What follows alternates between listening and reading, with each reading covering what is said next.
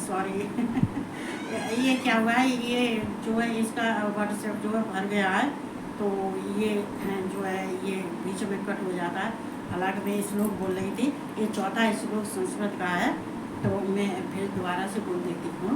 देखो ये जो है कट हो गया ये भर गया है, इसको खाली करवाना पड़ेगा, तो सॉरी इसके लिए। चलो मैं दोबारा से बोलती हूँ। तो यहाँ कह रहे हैं कि उसके पश्चात उस परम पद रूप परमेश्वर को भली भांति खोजना चाहिए, जिसमें गए हुए पुरुष फिर लौटकर संसार में नहीं आते हैं। कहने का मतलब ये है, ये परम पद, ये परम पद, ये परम अव्यय, अभी मैंने बताया था, ये परम गत, परम धाम, परम लोक, परम ब्रह्म, परमात्मा, ये परम जो आता है ये, तो इसको ये कृष्ण के लिए है, ये कृष्ण के लिए ही बोला गया है और अर्जुन को बताते हैं ये। तो ये अपने को कहते हैं जो मेरा ही भजन करता है, जो मेरा ही चिंतन मनन करता है, चूँकि मैं भगवान कृष्ण ही ये सर्वाधार हैं, शक्तिमान हैं और सबकी आत्मा है, ये परमात्मा है, ये सकल भी हैं और ये जो है निराकार भी है, ये सबको उत्पत्ति करने वाले भी हैं और लय करने वाले भी हैं। तो जो इनका भजन मन से करता है, उसका मन ऐसा नहीं होना चाहिए कि मुझे मकान चाहिए, कि मुझे दुकान चाहिए, कि मुझे कपड़े चाहिए बच्चे के, मुझे पैसे चाहिए, कि मुझे गाड़ी चाहिए, इन सब से कि मुझे बच्चे चाहिए। जो इसमें रहता है तो भगवान प्राप्ति नहीं कर सकता है। तो इसका अभाव, उसका कहता अहंता, ममता, वासना, कामना, और ये जो मुझे सारी जो ये वस्तुएं हैं, इनको सबको त्याग करने के बाद त्याग कर देना चाहिए। केवल कृष्ण का ही ध्यान और मनन करना चाहिए, परमात्मा के जो शरीर को, क्योंकि ये स्थावर और जंगम, ये संतान का ये चिंतन क्या होता है। कृष्ण ने यही तो ये संसार वृक्ष रूप का उन्होंने कहा कि संसार रूपी वृक्ष का त्याग कर देना चाहिए, चूँकि इसको काटने के बाद वे भी इसको काटना, इसको जड़ को तो नहीं काटते हैं, निष्फल है। लेकिन अगर हम अपने विकारों को नहीं निकालते हैं, अगर हम वृक्ष की हम जड़ को छोड़ देते हैं, पत्ते, तना, ये सब डाली काट देते हैं, लेकिन फिर भी जड़ तो रह जाती है, जड़ काट नहीं सकती, यह निष्फल। ऐसे मनुष्य का जीवन ये जो है ये समय से पहले नहीं जाता है, लेकिन ये नाशवान है और ये क्षण भंगुर है और ये नष्ट होने वाला है। नहीं तो ये तो नष्ट होता ही है। तो इसमें अगर ऐसी चीज वस्तुओं में ध्यान लगाता है तो भगवान की प्राप्ति नहीं करता। इसलिए भगवान कृष्ण का ध्यान लगाना चाहिए, उनके स्वरूप का, उनका गुण का, ऐश्वर्य का ध्यान लगाना चाहिए, जिसको लगाने के बाद में फिर वो ऐसी जगह पहुंच जाता है कि जहाँ से फिर संसार में लौट के नहीं आता है। एक केवल एक भगवान का ही चिंतन मनन करने से। कहते हैं जो इन कहते ये विषय भोग हो, ये सुख है, ये सत्ता है, इन सबके चीज़ें, ये पद है, इनके सबके पीछे और उसकी जो है वासना होती है, तो वो नहीं प्राप्त करना पाता। इन सबको छोड़ दे रहा था तो वैराग्य आ जाता है, वैराग्य आने के बाद भगवान की प्राप्ति होती है और ऐसे स्थान पर जाता है जहाँ से फिर संसार में लौट के नहीं आता है। तो ये अर्जुन से कह रहे हैं कि पुरुष फिर लौटकर संसार में नहीं आते हैं, और जिस परमेश्वर से इस पुरातन संसार वृक्ष की प्रवृत्ति और विस्तार को प्राप्त हुई है। मतलब यहाँ कहने का मतलब क्या है, तो वो बहुत गहरी बात है, सोचने वाली बात है कि संसार ये परमेश्वर से इस पुरातन संसार वृक्ष, ये बहुत प्राचीन ये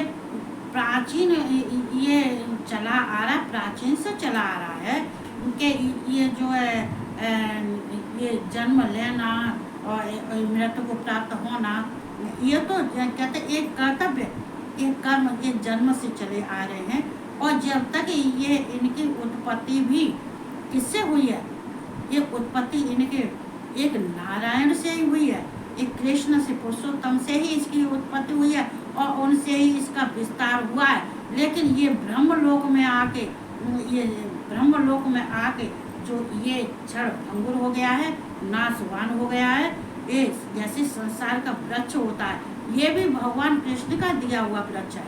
ये संसार, ये संतों का ये वृक्ष एक मनुष्य के रूप में, ये मनुष्य के उससे कहा है कृष्ण ने कि ये उपमा मनुष्य वृक्ष की उपमा जो है मनुष्य से दी हुई है।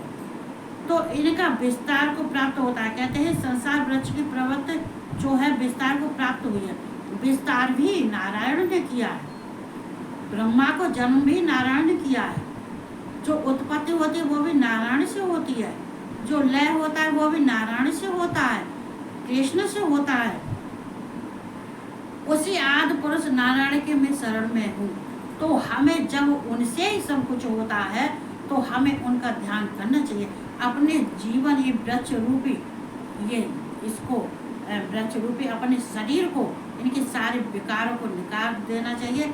एक केवल कृष्ण का ही भजन करना चाहिए, उनका ही जप तप करना चाहिए और किसी में अपने सुख और प्राप्ति आनंद नहीं ढूंढना चाहिए।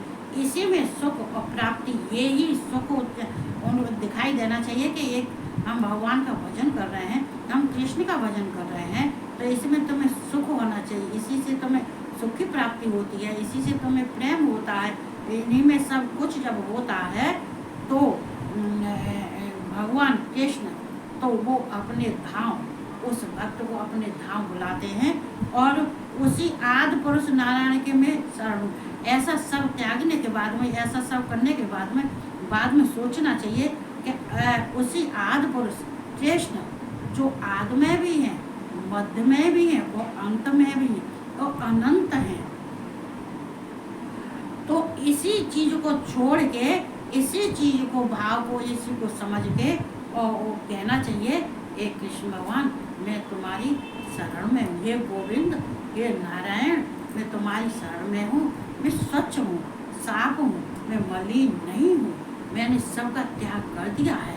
केवल आपका ही गुणगान करता हूँ मैं, केवल आपके स्वरूप को ही देखता हूँ मैं, केवल आपका ही चिंतन करता हूँ मैं जो परम गति हैं, परम धाम है, परम लोक हैं, जो परम अव्यय हैं, परम ब्रह्म हैं, उन्हीं ब्रह्म का मैं नारायण आपका ही मैं जाप और जप करता हूँ और आपकी शरण में हूँ।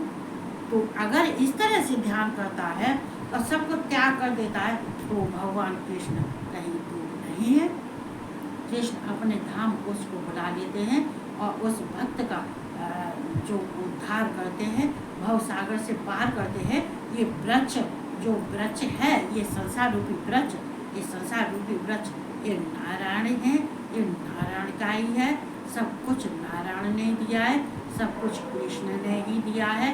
ये उपमा वृक्ष के रूप में दी है, तो इंसानों को समझ लेना चाहिए। कर्मों के अनुसार तुम योनियों में आते हो, जैसे तुम्हारे कर्म होते हैं वो उस योनियों में आते हो। जैसे कि वृक्ष की शाखाएं फैलती हैं, पत्ते भी जो होते हैं, तो जब तुम पत्ते वेद कहते हैं, ये पत्ते वेद होते, तो आप वेदों का ध्यान करते हो और वेदों का ध्यान करने के बाद में ये वेद भी कृष्ण के ही है। ये ब्रह्मा को दे दिए लेकिन थे कृष्ण के। संसार में संसार को विद्या देने के लिए, ज्ञान देने के लिए ये वेद कृष्ण के पास थे और उन्होंने ब्रह्मा को प्रदान कर दिए। तो हमें ये सब ध्यान करना चाहिए और संसार में आके अपने स्वरूप को जानना चाहिए, अपने मन को जानना चाहिए। हम स्वरूप हमारा क्या है, अपने स्वरूप को अच्छा आकार देना चाहिए।